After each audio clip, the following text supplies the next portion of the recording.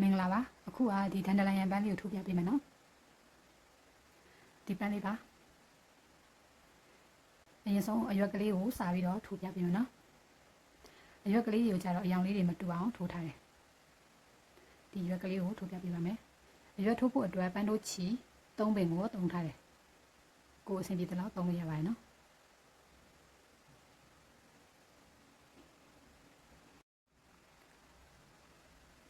အရွက်ကိုတော့ပုံမှန်ထိုးနေကြဒီတိုင်းပဲထိုးပါရနော်ရိုးရိုးအရွက်ထိုးနေပါဒီနည်းနဲ့အားလုံးပြီးသွားပြီဆိုမှနောက်ထပ်အကျိုးလေးတွေပြန်ပြီးတော့လိုက်ပြရမယ်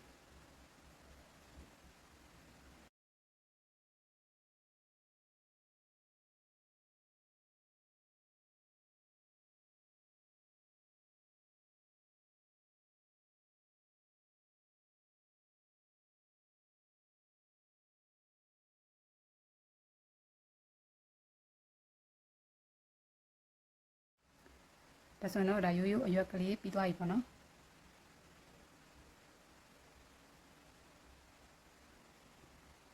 ဒီရွက်ကလေးတွေပြီးသွားပြီဆိုရင်အကျော်လေးကိုအစိမ့်အနုလေးနဲ့လိုက်ပေးမယ်ဒါလည်းပန်းတို့ချီ3ပင်မှာ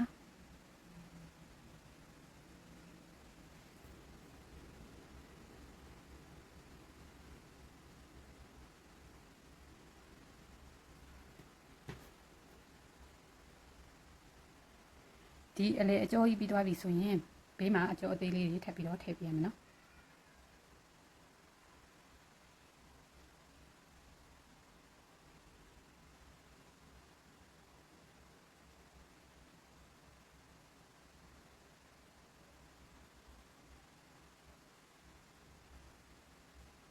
ဒါဆိုရင်တော့အရွက်ကလေးပြီးသွားပါပြီ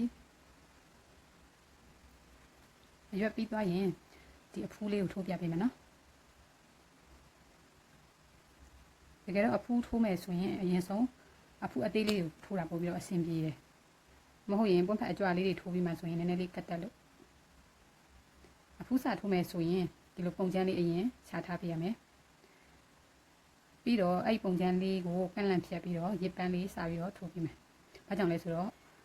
အဖူးကိုကြွကြွလေးဖောင်းဖောင်းလေးဖြစ်စေချင်လို့ပါ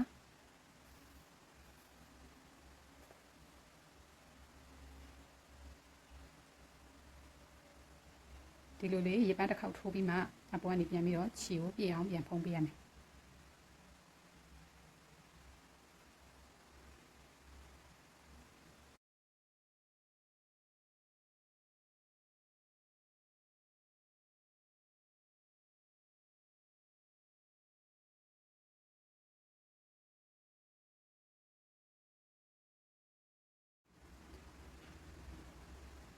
ဒီအဖူးလေးကိုကြတော့ရင်းညှိစိမ်းအရင်လေးနဲ့ထိုးထားပါရနော်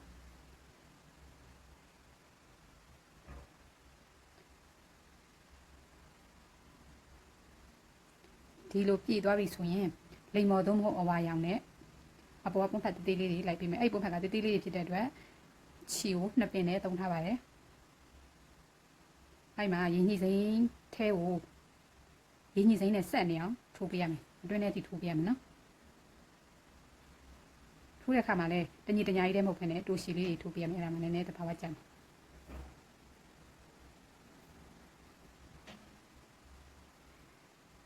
ဒါဆိုရင်အဖူးလေးပြီးတော့ပါပြီအဖူးလေးပြီးသွားရင်ဒီအပွင့်လေးကိုထိုးပြပေးမယ်နော်ဒီအပွင့်လေးထိုးဖို့အတွက်လိမ္မော်နဲ့အဝါရောင်ချီ2မျိုးကိုသုံးထားပါတယ်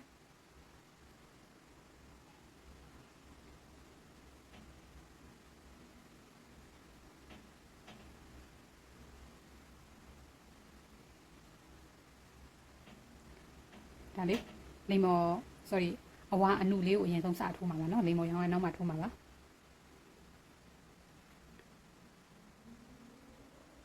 ဒီပွင့်လေးစထိုးတဲ့အခါမှာဒီဘေးအပိုင်းလေးတွေကိုအရင်ဆုံးစပြီးတော့ထိုးပေးမယ်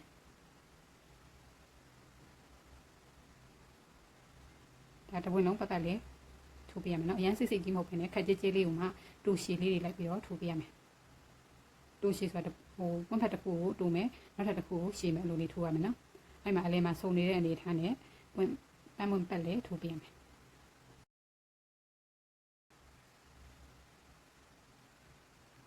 ဒါဆိုရင်တော့ဒါအဝါရောင်လေးပြီးသွားပြီပေါ့နော်အဝါရောင်ကိုပတ်လေးထိုးပြီးပါပြီအဝါရောင်ပြီးသွားရင်တော့လိမ္မော်ရောင်ချီလေးပြောင်းပေးရမယ်လိမ္မော်ရောင်ကလည်းသုံးပေးမယ်နော်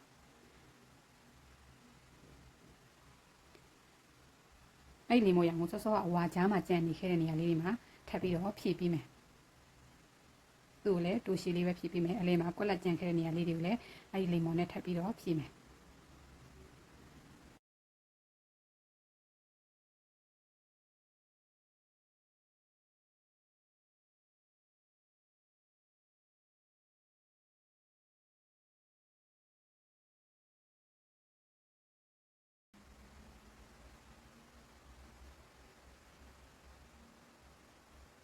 ဒါဆိုရင်လိမ္မော်လေးလည်းပြည့်သွားပြီပေါ့နော်လိမ္မော်လေးပြည့်သွားပြီဆိုရင်အလဲမှာ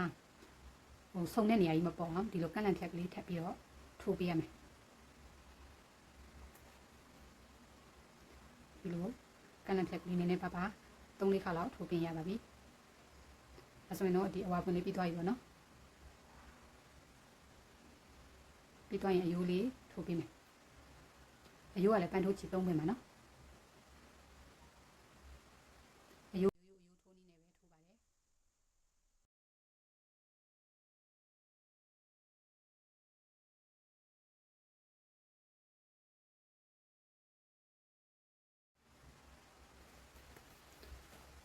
ဒါဆိုရင်တော့အယိုးလေးပြီးသွားပါပြီပြီးတော့အဖြူပွင့်လေးကိုထိုးပြပေးမယ်နော်ဒီအပွင့်ထိုးဖို့အတွက်ပိုလီချီကိုတုံးထားတယ်ပိုလီချီကိုချီပင်မခွဲဘဲနဲ့တုံးထားတာပါနော်ဘာကြောင့်မို့ပိုလီကိုတုံးထားရလဲဆိုသူ့မှာကျတော့ချီမြင်သေးသေးလေးတွေပါတယ်ခွဲလိုက်လို့ရှိရင်အမြင်သေးသေးလေးတွေနဲ့ပို့ပြီးတော့လှတယ်အဲဒါကြောင့်မို့ပိုလီကိုတုံးမယ်ပိုလီမရှိဘူးဆိုလို့ရှိရင်တော့ပန်းတို့ချီကိုတုံးလို့အဆင်ပြေတယ်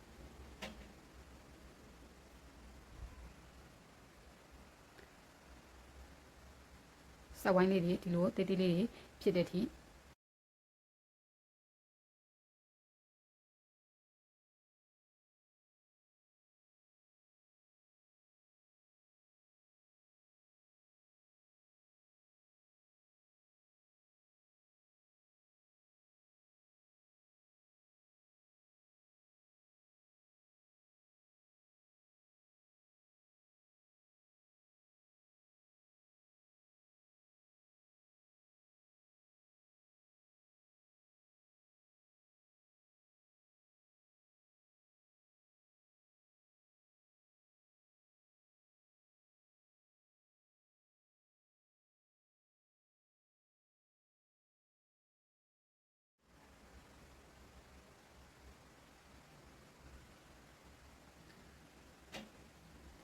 ဒီအပွင့်လေးကိုစထိုးရမယ်ဆိုရင်ဒုတိယဆက်ဝိုင်းလေးမှာအသီလေးကိုထိုးပေးရမယ်အသီလေးကိုပတ်လေးထိုးပေးရမယ်နော်အစိတ်အကျဉ်းညီညီလေးနဲ့ပြီးတော့အရန်ကြီးလည်းမကြည့်အောင်ခက်စစ်စိတ်ကလေးအပြည့်ထိုးပေးရမယ်ဒီဒုတိယဆက်ဝိုင်းမှာလည်းထိုးမယ်တတိယဆက်ဝိုင်းမှာလည်းထိုးမယ်အတွင်းဆုံးအဝိုင်းအသေးလေးမှာလည်း2ချက်လောက်ထိုးပေးရမယ်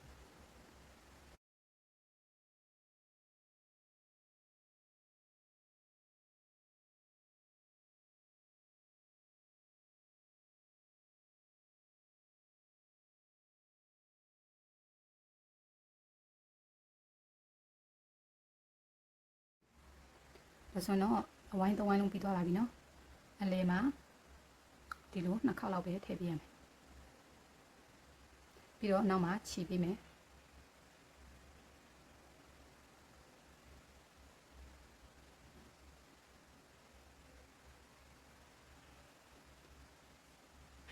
အပွင့်အကြွလေးစပြီးတော့ထိုးမယ်စထိုးမယ်ဆိုရင်ပထမဆုံးအခေါက်မှာစပြီးတော့ခြီမယ်နော်ခြီမယ်ပြီးတော့ဒီမှာတိုင်လေးခြံပေးရမယ်နောက်တစ်ခေါက်ထိုးပြီဆိုလို့ရှိရင်ခြီမယ်နောက်တစ်ခေါက်ဆိုရင်တိုင်ချမ်းမယ်ခြီမယ်အဲ့ဒါအသီးလေးတစ်ခုမှာ2ခေါက်စီထိုးပေးရမယ်နော်တိုင်ချမ်းမယ်ခြီမယ်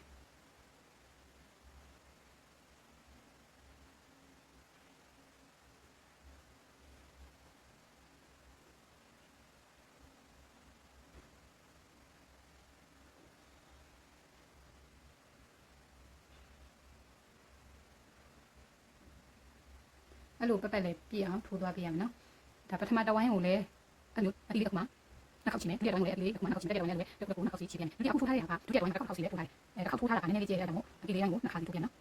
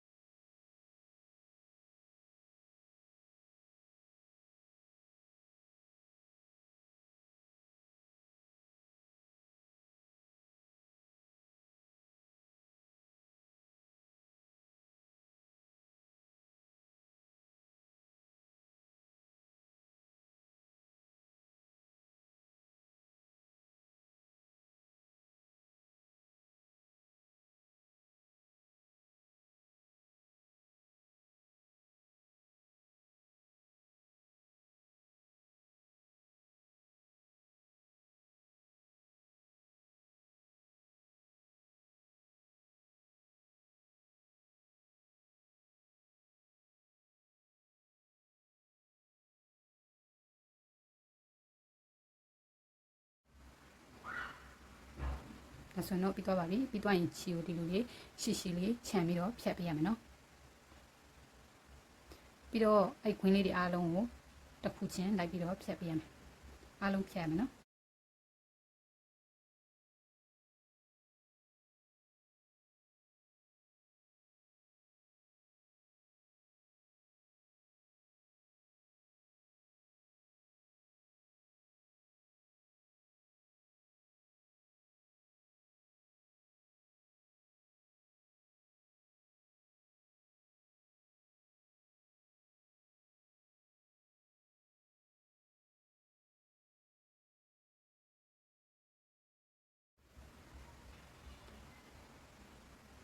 ဒီလိုဖြတ်ပြီးသွားရင်တော့brush တေးသေးလေးနဲ့သို့မဟုတ်ဘီးစိတ်လေးနဲ့ဟိုသွားတိုက်တန်နဲ့ဖွာပေးနေရတယ်နော်ဒီမျိုးလေးတွေဖွာလေးဖြစ်အောင်တေးအမြင်တေးလေးတွေဖြစ်အောင်ဖွာပေးရမယ်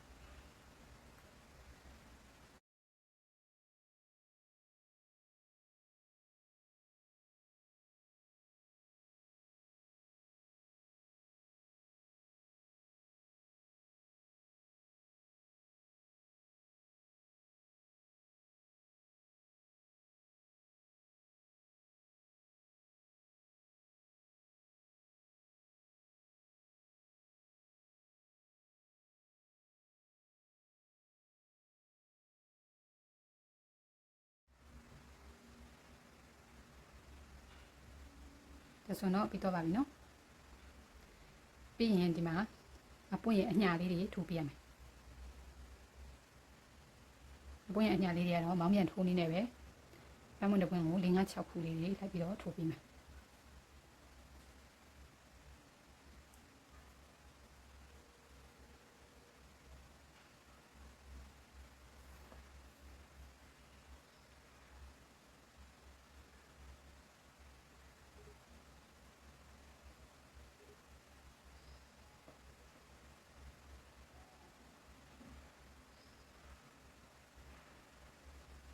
ပွင့်တိုင်းမှာဒီလိုလေးလိုက်ပြီးတော့ထိုးပြရမယ်နော်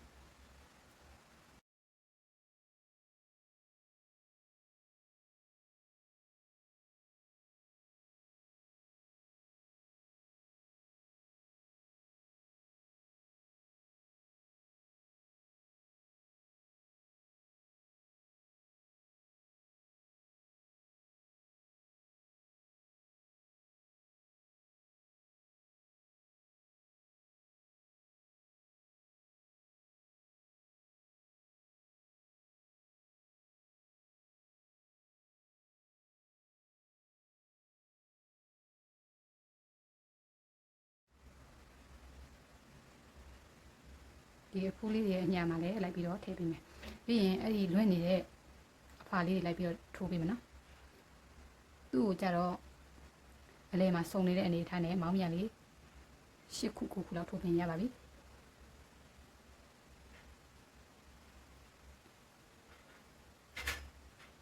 ဒါကကြတော့တမွန်လေးတွေပါနော်ပြီးတော့ဒါလေးကရိုးတန်လေးပါ